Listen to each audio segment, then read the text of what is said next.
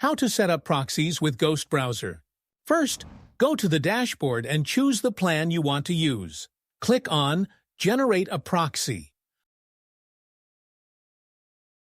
Adjust your country settings and the sticky session duration, then copy the proxy. Open the app, create a new workspace, and give it a name.